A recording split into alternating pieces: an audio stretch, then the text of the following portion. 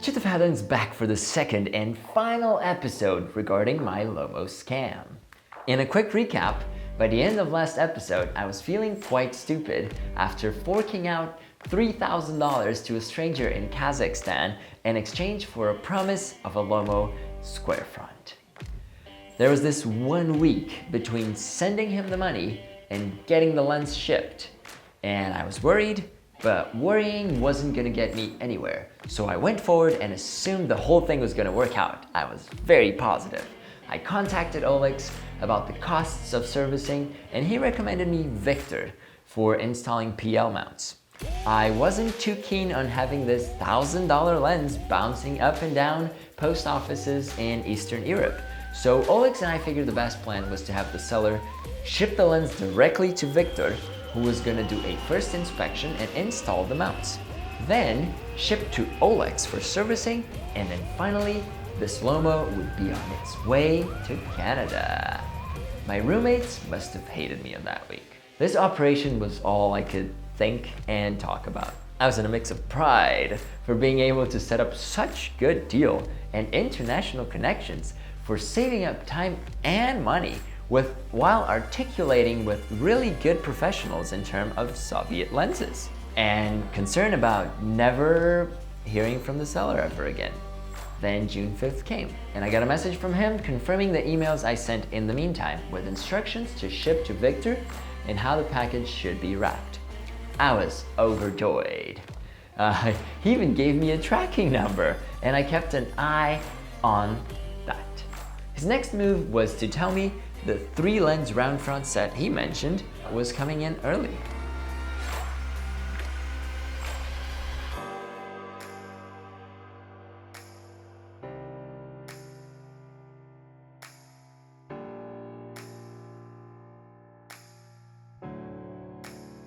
Next week instead of next month.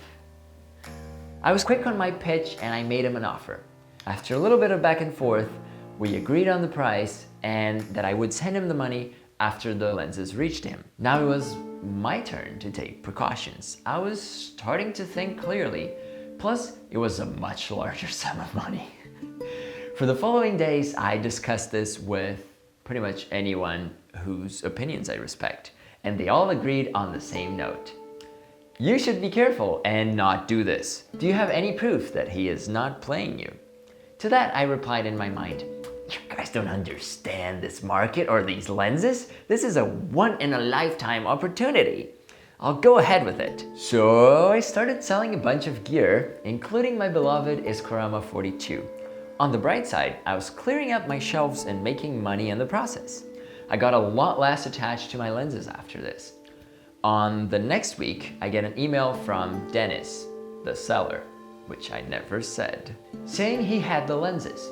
He sent me photos, serials, and everything else. I checked that as best as I could online to see if those were someone else's photos, serial numbers, or anything. It seemed legit. He asked for the money and said PayPal fees were too high for that amount, and the best option was a wire transfer. At this point, even being as stupid as I was through the whole process, my instincts kicked in combined with all of my friends' advice. Stall him. Then I started playing a game of bureaucracy. The bank won't let me do this overnight. I can't send it all at once. My money is in PayPal. I have to transfer it to my bank account. I need your bank data, and etc. My goal was to buy enough time for the first package, the 50 ml, to arrive at Victor so he could confirm that its contents were according to our expectations, or if the box contained something else entirely. Oh, what's in the box? What's in the fucking box? I went as far as calling my bank and asking about the transfer, what type of protection I would have, how long it would take, and provided them with his bank info. We're talking about more than 10 grand here in a single blow. Dennis was getting upset, and I think he read into my game faster than I read into his. He gave me an ultimatum saying someone else was moving forward to pay for the lenses, and if I didn't pay him by the following day, I would not have the lenses. This was June 19.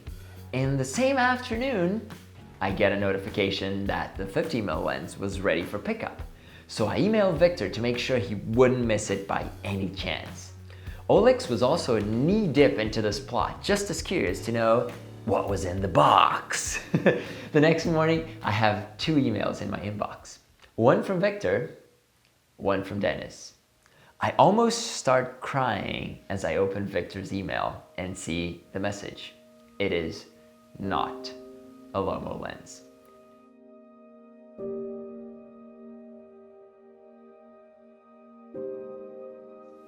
It's garbage. It's a heavy, unknown mount, random tire lens.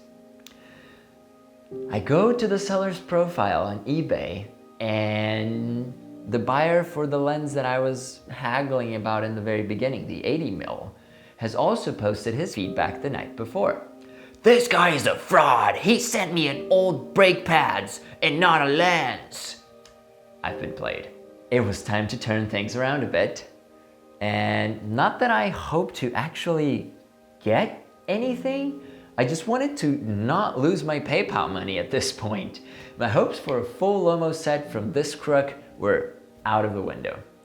Lots of people had advised me PayPal was uncooperative when it came to friends and family transactions, so I already started out kind of hopeless.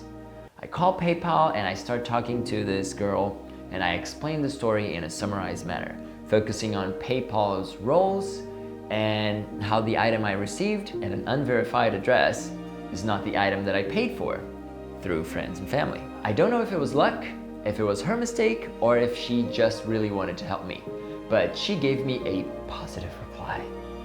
She froze Dennis's account with the money and opened a claim that gave him a week to reply. Then PayPal would have both sides of the story, my statement and all the information I provided and his, and PayPal would make a decision. If he didn't reply, PayPal would rule in my favor and I would get the money restored. If he replied, then they would analyze the documents each of us provided. I went back to my inbox for Dennis's email. I almost came clean and told him he was trying to scam me. But I stopped halfway. Instead, I said the bank blocked my transfer for lack of information on his end. That for some reason, security was tighter when sending money to Eastern Europe. So I asked him for his address, his phone number, full name, and whatever documents I could come up with. He replied that I was bullshitting him, that none of that was necessary, and that he had other clients, so I should not be wasting his time. I figured he only saw the PayPal claim afterwards because he didn't reply to anything after this email. All I had left was to wait until the claim was over and hope that Dennis never replied to it. The days dragged on. I messaged both Olex and Victor with all the info I had on the scammer, and they said they were keeping an eye out for similar stories and lenses. Finally, the 7th day arrived and PayPal restored my money, along with an explanatory message resolving the case. I immediately went out to post the whole story on my blog, as stupid as I may look in the middle of it, because it was the best way I could think of to avoid other people to fall for it. And now again, after retelling it, I recognize how many idiotic decisions I took and how everything around this experience flashed red, but I still went after it because I was too invested in the possible outcome. After this, I stopped chasing random items on eBay, and the bulk of fake LOMO listings have disappeared. But they come up every once in a while, so stay vigilant. Don't be half as ignorant as I was. In the end, I was glad I didn't lose anything but time.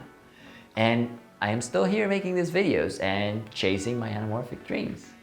As it turns out, I was able to get a LOMO set in the following months, but that's the story for another episode. If you like this one, hit like below and subscribe to the channel as my LOMO adventures continue. If you want to tell about a time you fell or almost fell, or a friend of yours fell for a scam, please do it in the comments below. I'm dying to hear I'm not the only one being fooled. And only by sharing these stories we can shine light into this shady business and end the horror of having our trust broken and our money taken. Thank you for watching. FASSounds out.